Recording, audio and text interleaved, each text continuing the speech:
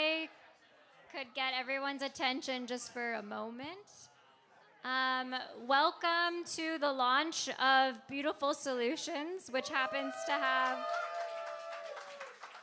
a beautiful cover to, thank you, to go along with a really fantastic book.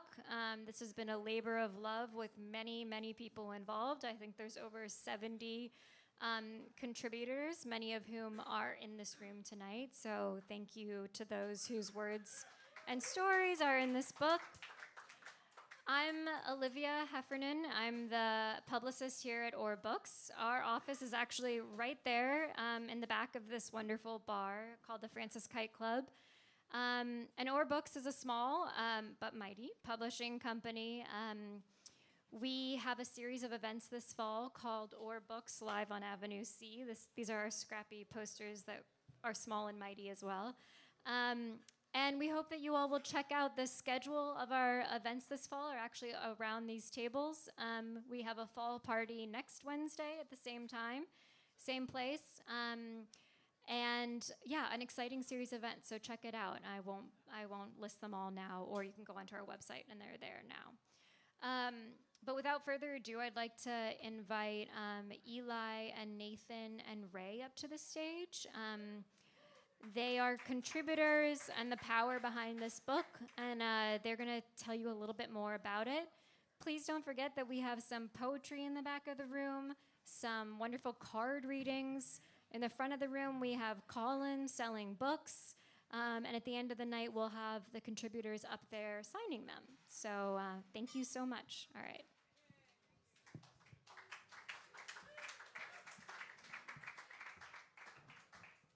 Hi, everybody. So to kick us off today, and also thank you to Olivia and Or Books, and what a beautiful space, huh? Yeah. Thanks for hosting us. To kick off this event, we actually have a little poetry reading, not little, just short, a short poetry reading from Nunyala, who has been doing typewriter poetry in the corner over there, and has prepared a little performance for us. So please give them a round of applause and show them some love.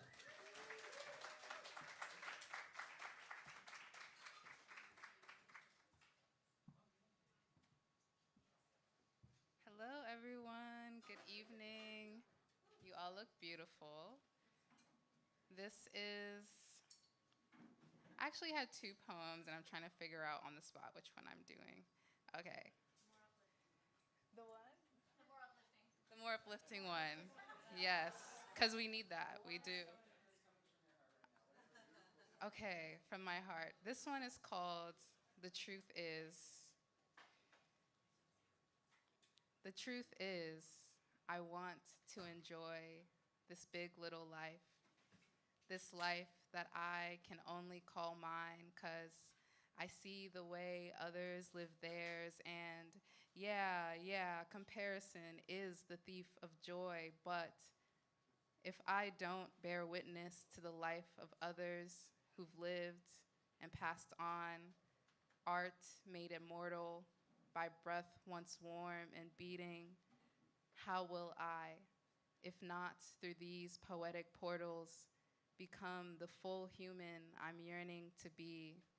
The truth is, I think about the future more than anything. Anxiety, they call it. Preparation, I defend. I want to live this big little life of ours, so boldly courageous, so disruptively imaginative, so obsessively artistic, so obnoxiously curious. Someone will read about it, compare their own life notes, and continue drawing the map to the new old worlds. The ones they discovered were not flat. The ones before war and famine, before Snake and Adam, after Oya and Eve. Thank you.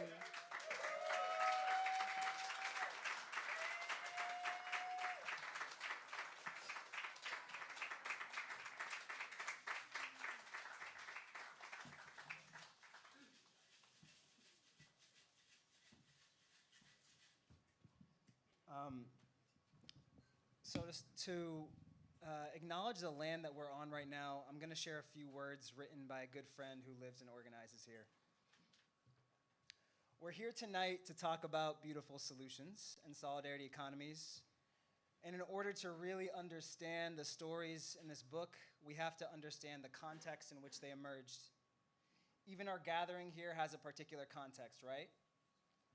We're on the Lower East Side, just 2 miles from Wall Street, the site of a brutal slave auction where indigenous Africans and their descendants were sold into lives of suffering. Not far from here at Corlear's Hook, the site of a massacre of Munsee-speaking Wappinger people by the Dutch, part of the broader genocide committed against the indigenous populations across Turtle Island by Europeans and later Americans. This place once was densely forested, filled with life, and crossed with streams. Today, those streams are mostly buried, and the islands that make up the city regularly flood as the ocean rises and intense rains fall, endangering all those who are made vulnerable by a society that categorizes all life based on a hierarchy of disposability. All this while our taxes are being directed to support genocide abroad. This is a heartbreaking part of the context. But it's not the full story. Everywhere there is suffering, there is also beauty. If you know where to look, you will see people dedicating their lives to resisting the forces of domination and violence and building a society that protects life and affirms our shared humanity. Just a few days ago, Wall Street saw a sit-in by pro-Palestinian liberation activists calling for an arms embargo. New York State now has a reparations commission, which held its first public meeting in July. We may finally see reparations for slavery and systemic anti-Blackness yet. Settlers and indigenous leaders locally have created the Manhattan Fund, which accepts donations to support indigenous life and community in the city. Upstate, 1,000 acres of land were just returned earlier this month to the Onondaga Nation, one of the largest land-back wins in state history. While the waters are rising, organizers won the strongest state climate law a few years ago, led by those most impacted, and today continue to fight for a future that includes some of the very solutions that we'll be talking about tonight. This neighborhood where we're standing tonight has a long and glorious history of organizing and action by a dizzying diversity of communities involved in all of the struggles that brought us here, including one of the strongest solidarity economy movements in the US. After tonight, we'll send you a follow-up email with ways you can support and plug into all these solutions. Context is everything. We can't afford to look at just one side of the story, focusing only on the negative and the baggage, or only on the positive, the solutions. Looking at reality honestly means that we have to hold both. Thank you for all that you do to exercise that muscle, to both acknowledge the land and our relations to each other, and to move into action to protect and repair. May our collective efforts win us a world where all beings are free.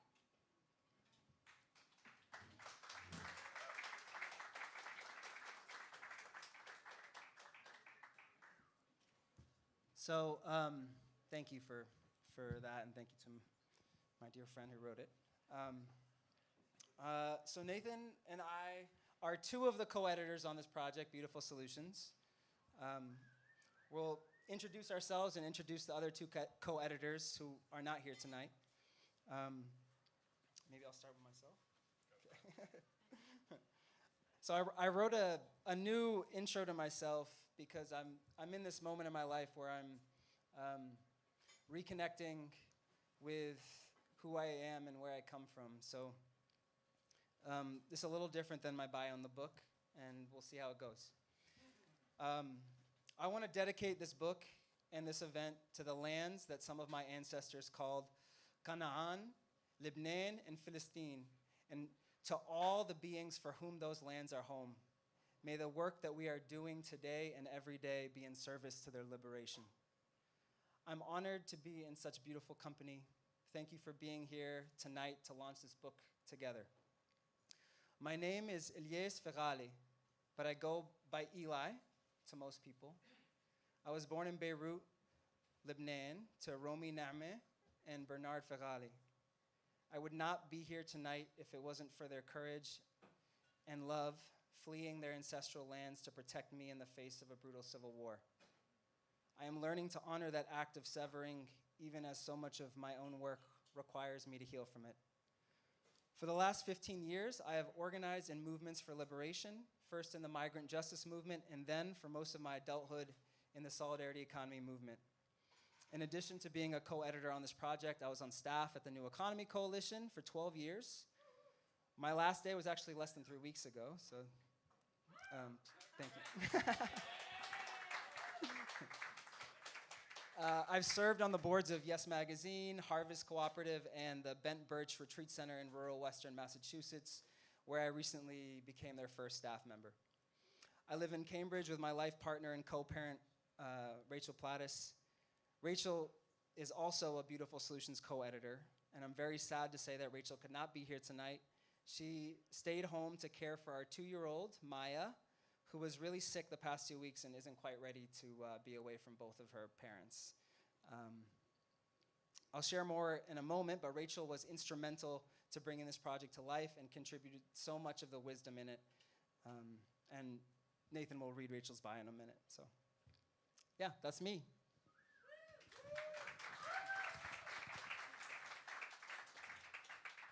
I'm Nathan Schneider. I am a professor of media studies now at the University of Colorado Boulder. I used to live here in New York, and back in those days, I remember hearing about a project, Beautiful Solutions.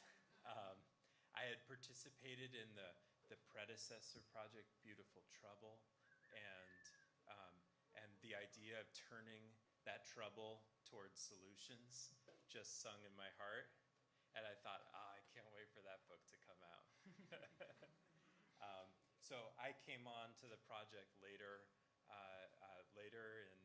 in about 5 years ago, but that was still later, and it was an opportunity to help put the cap on an extraordinary process that had been beginning and brewing and growing.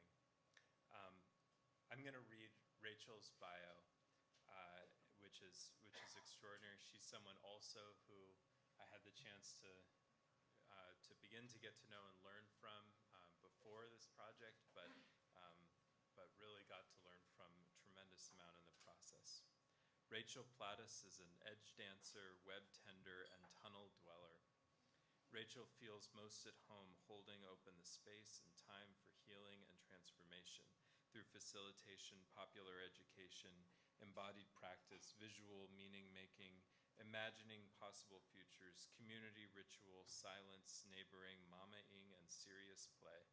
She's been a facilitator, organizer, and educator in early childhood classrooms, local electoral campaigns, communities of Jewish mystics and healers, rooms of white folks unlearning whiteness, retreat centers, resistance in the streets, in multiracial campaigns for climate, racial, and economic justice, and at the New Economy Coalition, People's Hub, Nuns and Nuns, Taproot, Tzedek Lab, the Retreat Center Collaboration, and Movement Sustainability Commons, among others. Rachel comes from people who gather people, who know that no problem is too big for a kitchen table, who pray in the woods and the water, and watching the winged ones who shape change on the side of life in the face of cultures of death. Rachel and Eli live in Cambridge, Massachusetts, in a house full of organizers, healers, beekeepers, builders, and meditators, with their favorite person, Maya Silver.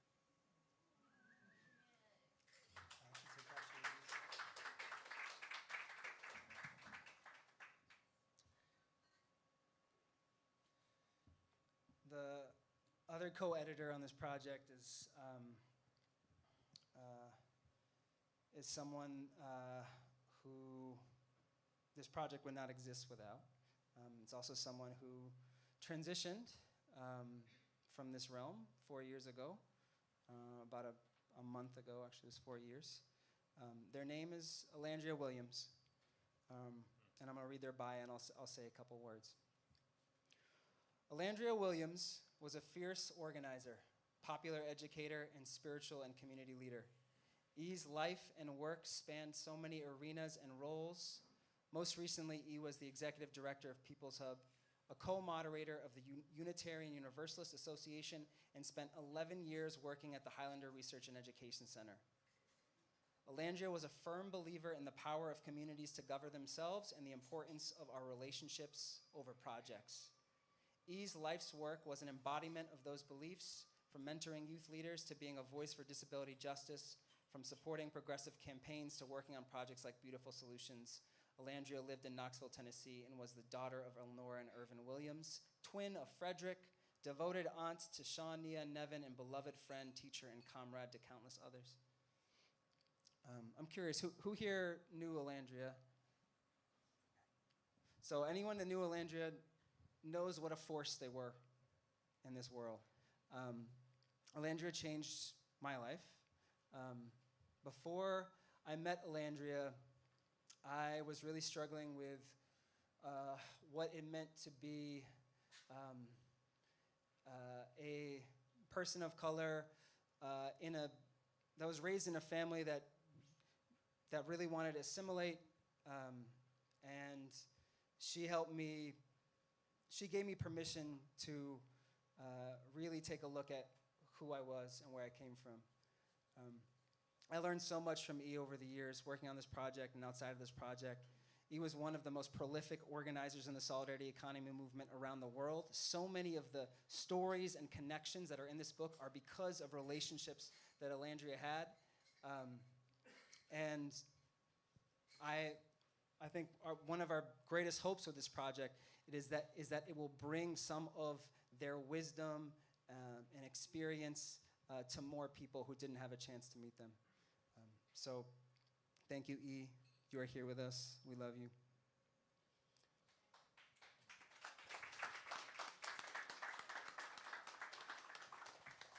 Well, Nathan, I'm wondering if you want to say a few words about Ray.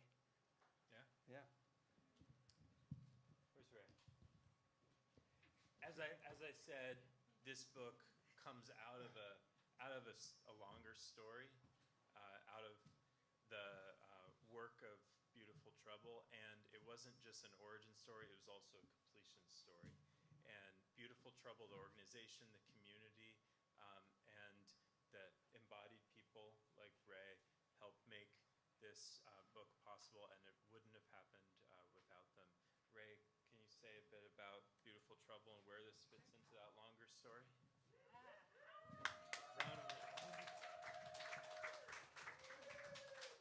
It's so good to gather and celebrate amidst the rubble of these times.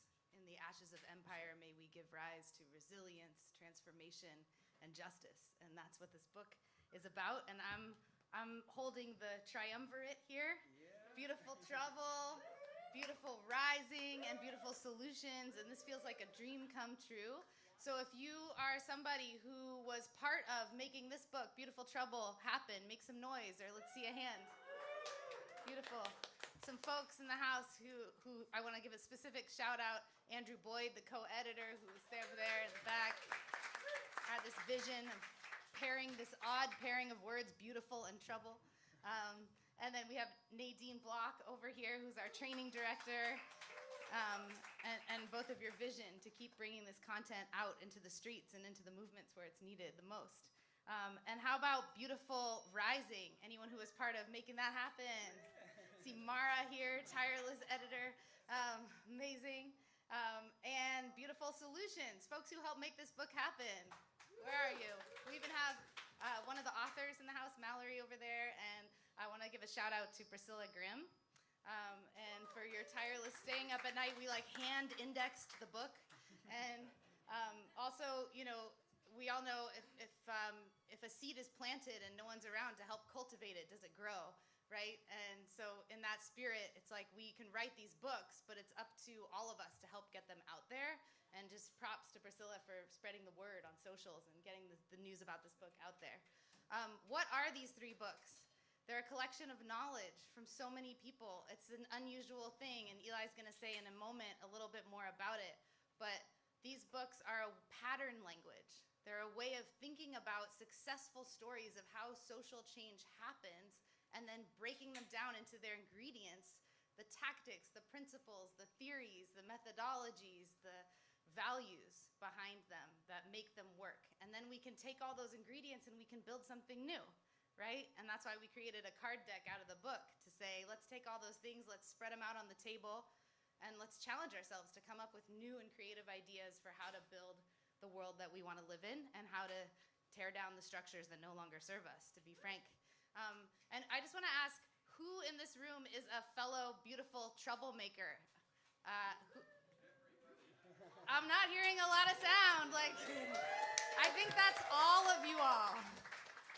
So these books are for all of us, right? And they're of, by, and for all of us and all of our social movements.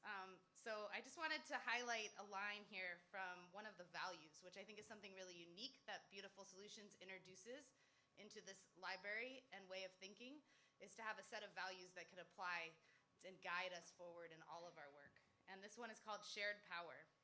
When we share power, we learn about one another's needs and we combine our resources, skills, memories, beliefs, identities to be more powerful in the face of injustice than we could ever be alone. Alandria said, quote, "Collective power is our community's ability to thrive. Power to me is the spiritual force that one has. It is what we are guided by." So I share that in the spirit that I think this book has really been this collective power, this weaving together of organizations, Beautiful Trouble, the Highlander Center, People's Hub, New Economy Coalition, and the many more partners that are part of it, and that it will continue, inshallah, to build out and to ripple and build more community partnerships. And we'll hear it a little bit more later, too, about some of the curriculum that's in this book. But the idea is that the book is giving you the power to take into your community and think about what are the solutions alive in our communities and how do we build together. So it's grateful to see this project get birthed, and yeah, tell us more about it.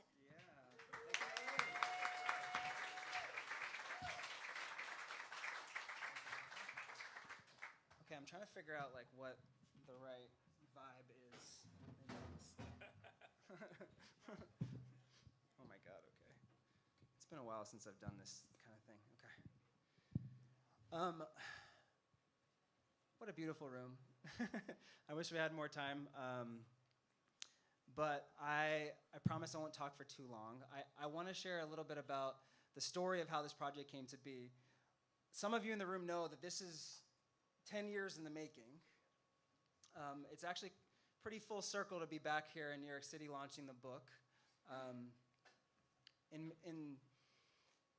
Well, I think the genesis of this book begins with Beautiful Trouble. It begins with the launch of this incredible collection, Beautiful Trouble, which inspired Rachel first to ask the question of like, what would it be like to make a book like Beautiful Trouble, but make it be about community-controlled economic democracy solutions in the world.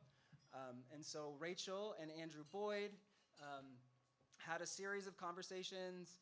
We ended up like prototyping the project in partnership with Naomi Klein and Avi Lewis's project, This Changes Everything.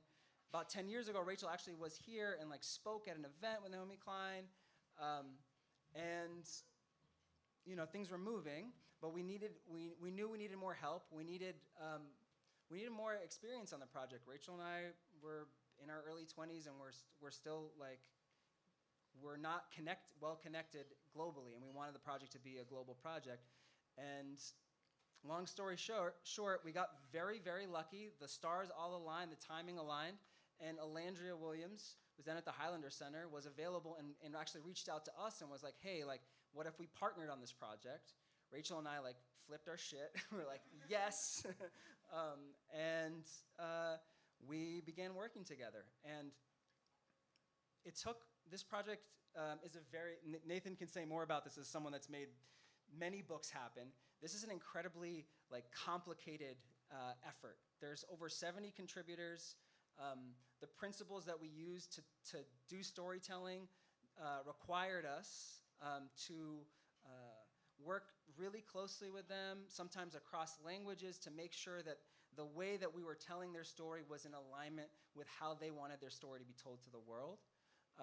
And that took a lot of back and forth, a lot of years, a lot of like, you know, life happened in so many ways. at some in 2020, thanks also to Andrew here for I think Andrew and Nathan were at some. You can tell this part of the story better about how you got pulled into the project. But what I want to say about Nathan is that we needed help at a certain point, and Nathan was someone strong-armed in a Lower East Side bar. Andrew's very good at that. And we brought Nathan onto the project to help us bring it home. And here we are. There's so much I'm leaving out of the story, but and there was many moments where we didn't think that this would happen, and so it's such a blessing. I'm so grateful. I'm so excited to see this book in people's hands, and it's really hope that this is going to be of service to our collective work. So thank you. And Nathan's going to share a little bit more about what the hell is this book.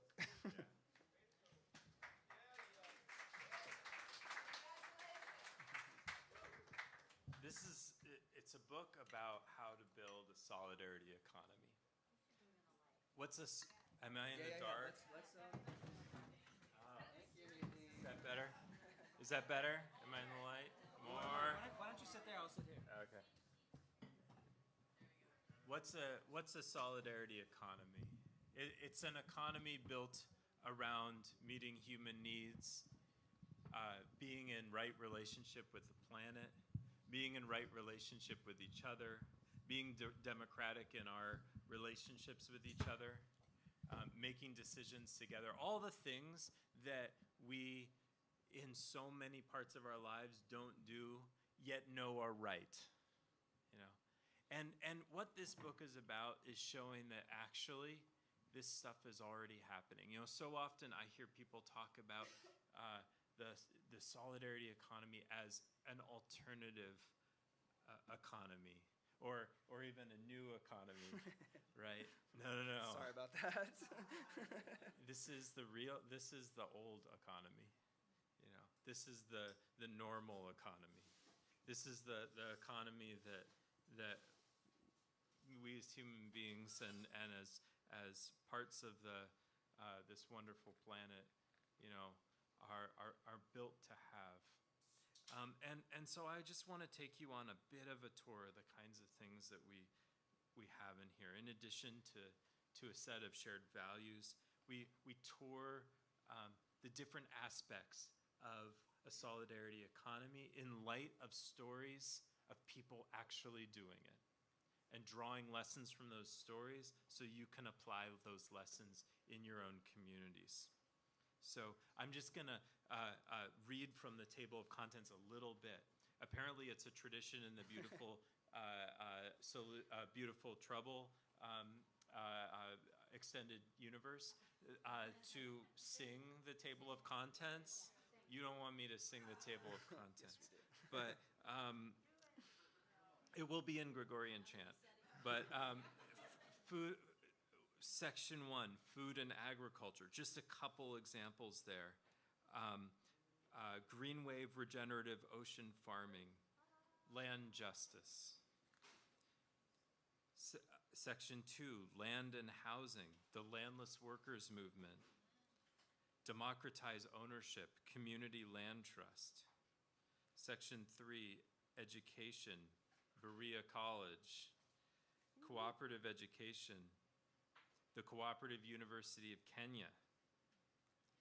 Media and information, La Cooperacha.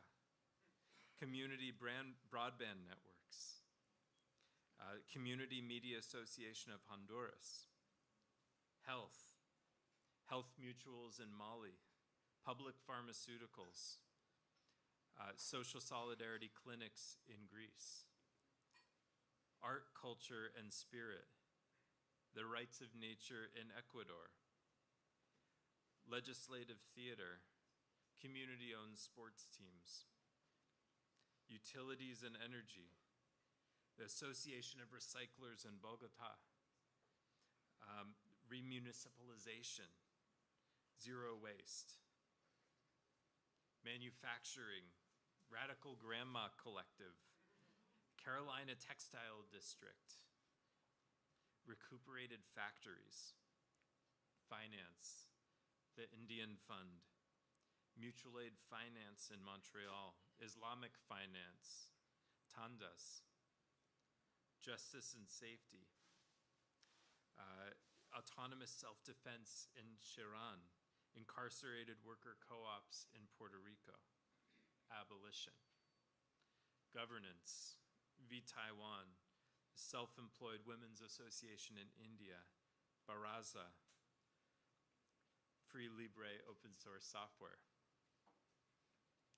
At the end, we have tools that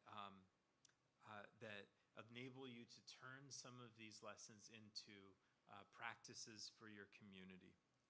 But in these chapters that I listed, again, that's just a selection, that's just a few of them.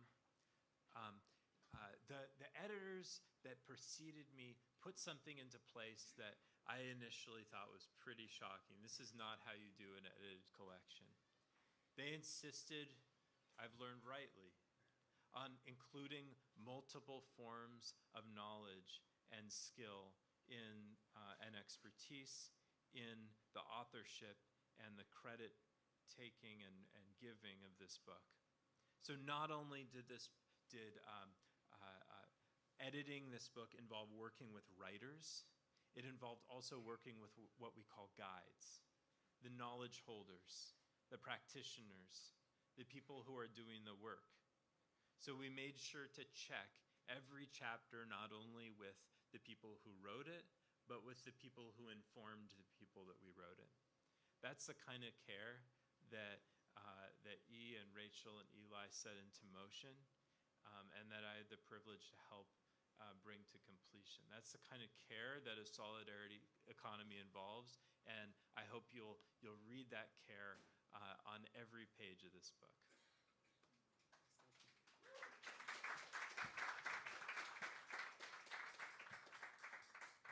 Is it okay if I get spiritual for a second? Is this how audience handle it? Okay. I wrote this on the train here. Something just needed to be said. This is sacred work.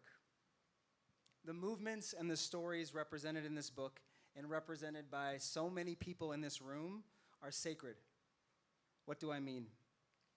To me, sacred means that something is intimately connected to the divine or to our higher purpose. I believe that the work of building solidarity economies is fundamentally about our highest purpose: collective liberation from suffering, collective remembering of where we came from and who we really are.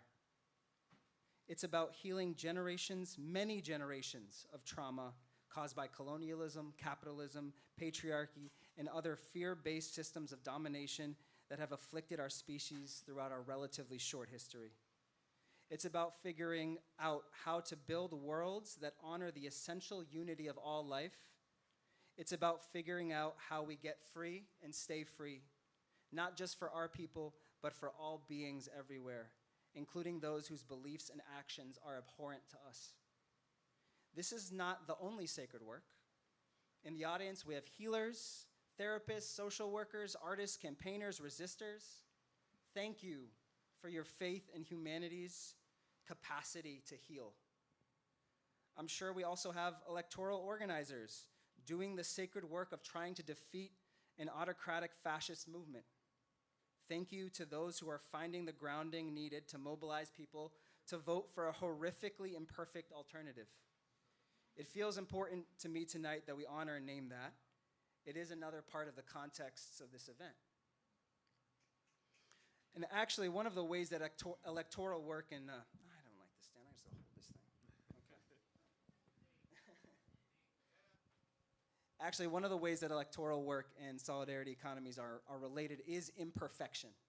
Both are perfectly imperfect sacred work. Everything you will read in this book is deeply imperfect. I don't need to tell the audience that just because something is cooperatively owned or collectively governed does not make it liberatory. Everything we build is subject to the same systems that confuse us and hold us back elsewhere in our lives. Does that mean that the work isn't worth doing? Well, does something have to get us all the way there to warrant our attention or investment? I don't think so. As long as the vision is clear and we're willing to do the hard work to learn from our experience, then even the biggest imperfections can get us closer to freedom. As far as I know, there is no path to collective liberation. We're making the path as we walk it. Beautiful Solutions is about grounding people in a shared vision about where we're trying to go together, and then inspiring people with stories from all over the world and throughout our history to get to the work of making that path together. So let's dig in.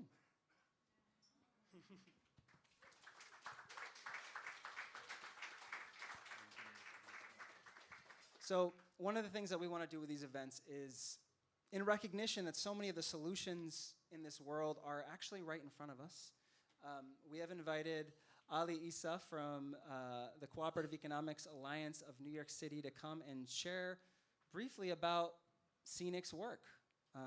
So Ali, I don't know where you are. Do you want to come up? Oh, sweet. And Maria, is that right? Oh, wonderful. All right, Ali and Maria are going to come speak about Scenic. Hello, everybody. I'm Maria from Scenic. I'm Ali, also of the Cooperative Economics Alliance of New York City. How y'all doing? So honored to be here. Thank you to the Beautiful Solutions team and all those acknowledgments. I think we firmly support. And congratulations to the writers. We know that that takes a long time, especially doing it with the care of running everything you write for and with the people that you are writing about and with. I'm in ESL, so I use a lot of, maybe those words were wrong, but I think it's okay. So we have a couple of quizzes for you today to see how involved you are in the solidarity economy. That's It's right, a Maria. test. It's even more than a couple. So we just want to give a very brief snapshot of the kind of work that's happening here in New York City, locally, or even in this very neighborhood, this very block. So, question for y'all. How many food co-op members, individuals, are in New York City? By the way, this is already available online, No, so don't if show you it to don't them. know the Don't show it answers, to them. it's because you have not been paying Don't attention. look it up, don't cheat. You're not doing your homework. So just shout out general All guess. right, okay. Food co-op members in New York City. 10,000. More. 18,000. We heard 18,000. You got it. Very Remember, good job. You'll get some kind of prize. What's the prize, Maria? The prize is who has had coffee with Ali and I ever in your life? Is it fun?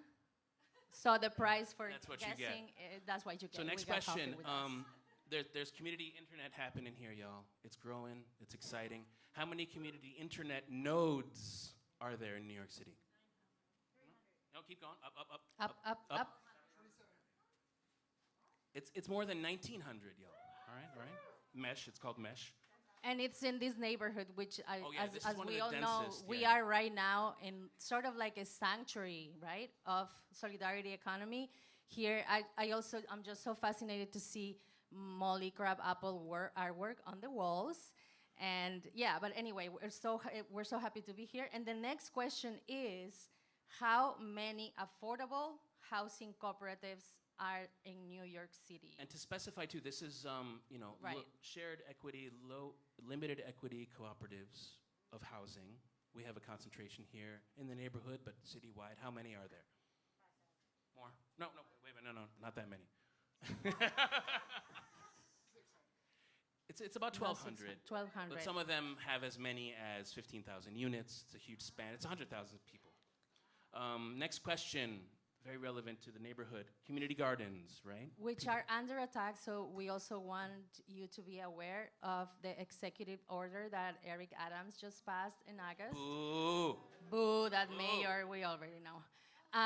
An executive order to bring all community gardens under revision to see if they are fit for development. So how many community gardens are there? About how many Exactly. community gardens do we have here? 500. It's It's not a as little many. more than 500. Yeah. Moving along, community fridges, thinking about mutual aid, things that don't identify necessarily as cooperatives or community control groups. How many community fridges are there? You guys think community? No, a lot less. 160. About that. Worker-owned businesses, worker cooperatives. Yeah, around Close. 60 plus. And finally, Credit unions. Community the development credit unions The ones that specifically. capitalists hate the most.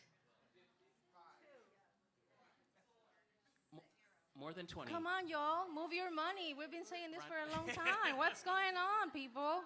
20. 20 plus. 20 That's community credit development. So unions. to shout out specifically the Lower East Side People's Federal Credit Union, not too far from here.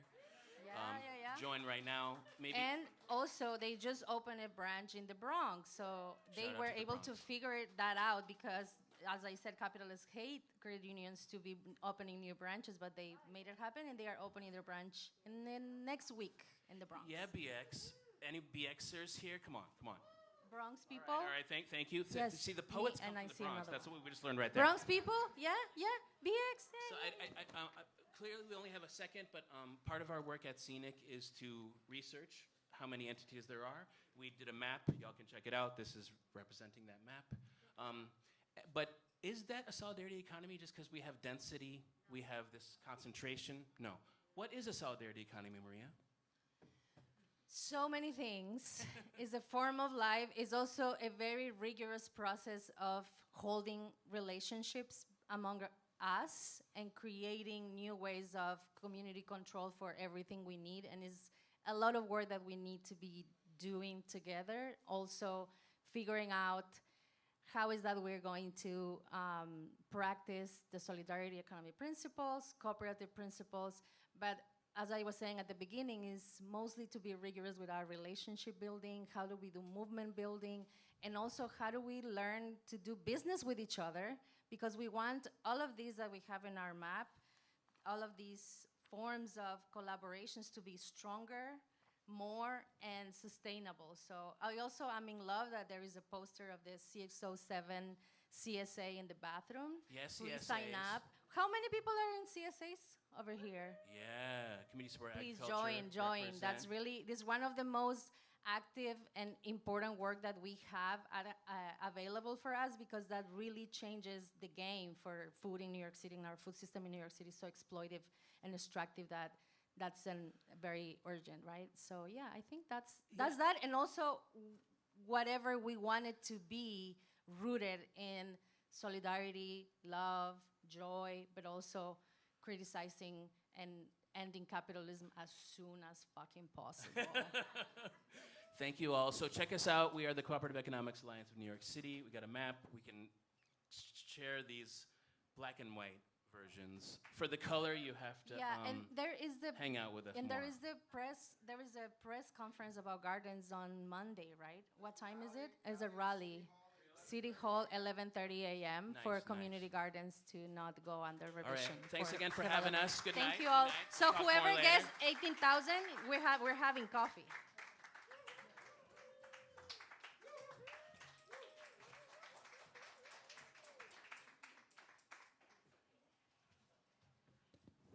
All right, shout out Scenic. So we're gonna wrap soon, but usually at these things, people ask questions. We're open to it. So here's a Q&A portion if it wants to happen. If it doesn't, we can end a little early and just have more time for mingling. But if anybody has a question, please raise your hand, and Nathan and I will try to answer. Hi.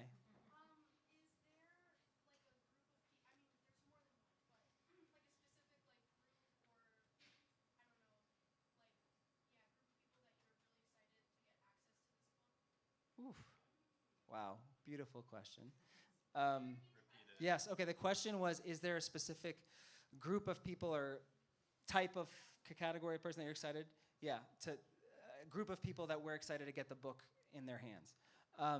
Yes, there are a few. One that I will name is educators.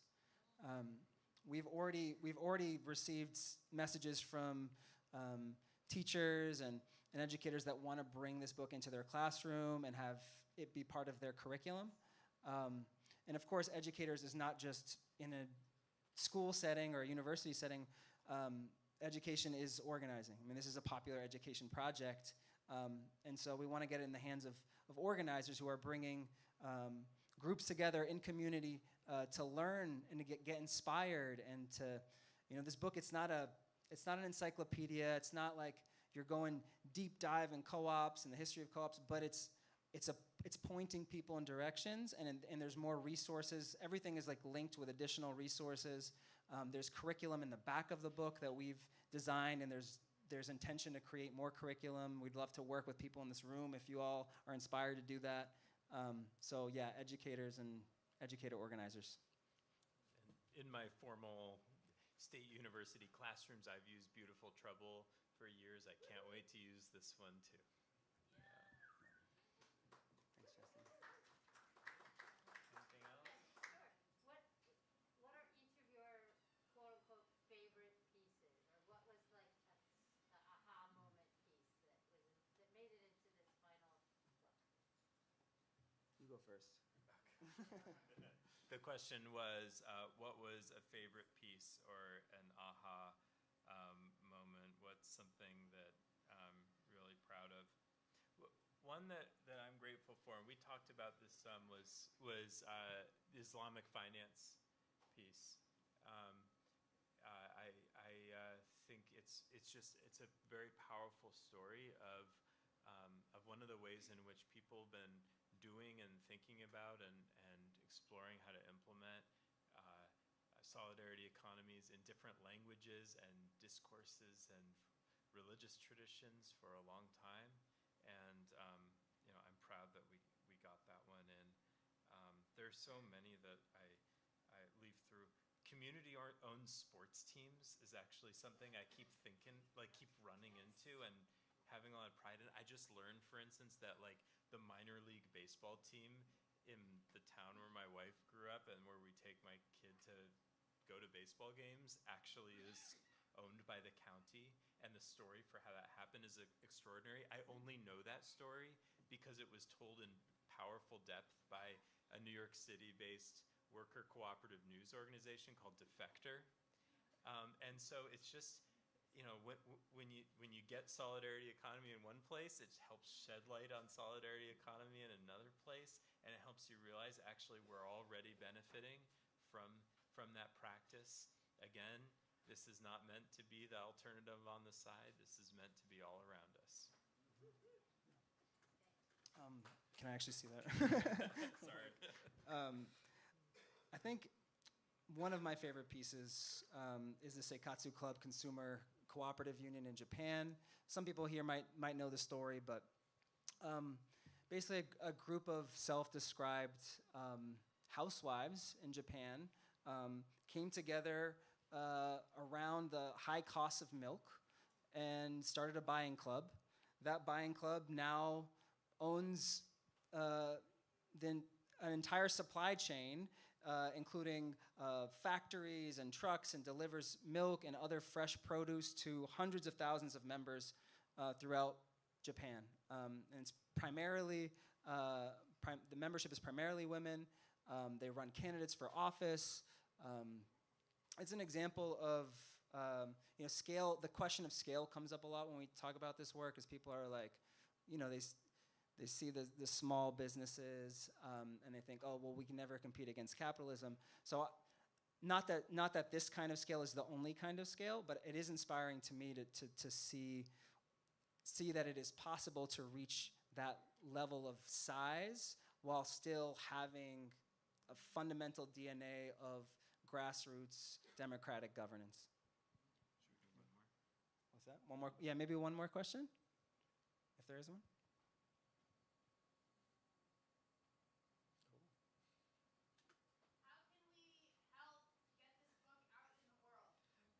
Ray's doing her job and asking how we can get this book out in the world. You can get it over there. You can, what's that? Throw it outside? Throw it out into, One thing I've been doing is, for instance, encouraging organizations that I work with to buy copies in bulk. So I was at a conference the other day where we had a cooperative conference in DC where we had 150 copies that we were giving away to people who are doing the work. Give it to a friend. Post about this event on your favorite open source cooperative social media feeds, and the other ones if you like. But most of all, I think share it through your relationships. Find if a chapter that you encounter reminds you of somebody else, get a copy for the person it reminds you of. That's how I expect this thing to move. That's how I've seen Beautiful Trouble move. Is just through connection, through sharing, and this book has already so many connections in it, such a broad network, and it's that network that I want you to, I hope you'll find yourself part of through your encounter with the book. The only thing I'd add is if your organization is interested in buying copies of the book, we'd love to work with you. We can get a discount and figure out how to make it possible. We also would love to see folks organize book groups around it. Our intention is to develop a little kind of facilitation guide and provide some resources to help seed these book groups. But if that's something that sounds exciting and appealing to you, definitely come talk to us, send us an email. Really, there's so many ways in which we can imagine this project developing and growing that are not confined to a book. In the spring of next year, we're going to be launching an online toolbox that has a lot of the content in this book, and we hope to add to it because there's so many stories that should be in a book like this and people need to learn about. So we would love to hear from you what you feel like needs more attention, and we'd love to add it to the site. We also I don't know. There's our illustrator for this book is Ino Santo Nagara. So if you think this book is beautiful, shout out to Ino. He's incredible. And he's also, this is not an actual thing that's happening for sure, but we've been talking about, what would it be like to have a documentary series where we go and do cross-cultural visits where we highlight solutions in different areas of the world and make it really nice and on Netflix or YouTube or something. So we want that kind of energy of okay, let's run with this platform of stories and turn it into this or that. We welcome it and would love to work with you. So thank you all for being part of this story, for being at this event, for helping us get this book out into the world. I'm so grateful for the chance to share it with you all and for y'all making time in your lives to be part of it. Thank you. Have a wonderful rest of your Wait. I want to close. Yeah. If it's okay with you, I'm sorry. I got to do this just because E's not here today. I want to end this in the formal portion of this event by reading something from Alandria's words. Is that okay? Yes. Okay. This is an excerpt. It's in the back of the book if you're curious or want to read along. It is 341. This is an excerpts from recorded conversations with Alandria in the last year of their life. What do we mean when we say we have power? When I think of power, both personal and collective, it is not the ability to get what I want. I think of power as what allows me to be rooted in love of self, love of community, and a willingness to be firm in the face of adversity, in the joy of life, in the belief that I am beautiful, glorious, and divine in all the ways. Collective power is our community's ability to thrive. Power to me is a spiritual force that one has. It is what we are guided by. Leverage, on the other hand, is how I believe most people define power. Leverage is how we can shift someone else to act in ways that are beneficial to us. Every being on this earth has leverage in some way. We have it because of our relationships. We need both power and leverage to transform. How do we use our relationships to transform ourselves and our society to create the world that we actually want to live in?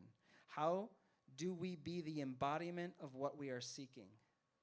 The road to get where we are going is the destination. That is the power of the collective, of the communal, of the cooperative, and the commons. That's where we live these values, where we craft new ways of being. We're in a moment of great transition. Every aspect of society is touched. How do we really support each other? And what is this moment calling us to do on a deeply human level? And how do we really respect the earth, her resources, and all her creatures? How do we actually live into that? In Beautiful Solutions, we interviewed dozens and dozens of people and crafted values and organizing principles as the groundwork to enable us to ask, is the thing I am crafting actually finding leadership in those directly impacted? Is the thing I am doing truly not extractive? Is what I'm doing really leading us to participatory democracy? What do we actually all collectively need? Do we have the capacity to craft what we need? Or do we always have to ask somebody else to make the world we want? What gets people there? And how can I root in with community? How do I do this in a way that is listening and supporting and helping craft what the people want? It has to be available for parents, for grandparents, for people with no degrees, people that work regular jobs, people who are doing invisible things like taking care of others. And if we're not thinking about people who are disabled and chronically ill, we are actually missing valuable parts of our world and of our communities. These folks have the solutions necessary because they've had to do the things that no one else has done. They've had to make ways out of no way. We are literally pushing the radical solutionaries from our world, all because they don't use the right words. If all that matters are the pontificators, then we're not going to craft anything. We're just going to have really great words and no road. We need a few words and a dance party, and a road, and a dance party in the road. I'm gonna say it again. We need a few words, and a road, and a dance party in the road. And then we get to reparations and restoration. We're actually doing repair and restoration to our imaginations because none of our communities have ever been perfect, right? We don't actually want to go back to anywhere. We want to reimagine and then say, what does it mean? What must we restore and make whole for us to actually get there? So that's where worthiness comes in. That's where community care comes in. Because if you don't believe you are worthy, then you're not going to say, I am worthy of language. I am worthy of my thoughts. I am worthy to be whole. I'm worthy to have my food. I'm worthy to have all the things that should be promised to me as a person, and I will fight for me and for you. I will do whatever is necessary to transform our relationship so that I can be whole and so that you can be whole, right? Because all of us being whole is actually the name of the game. Alandria Williams.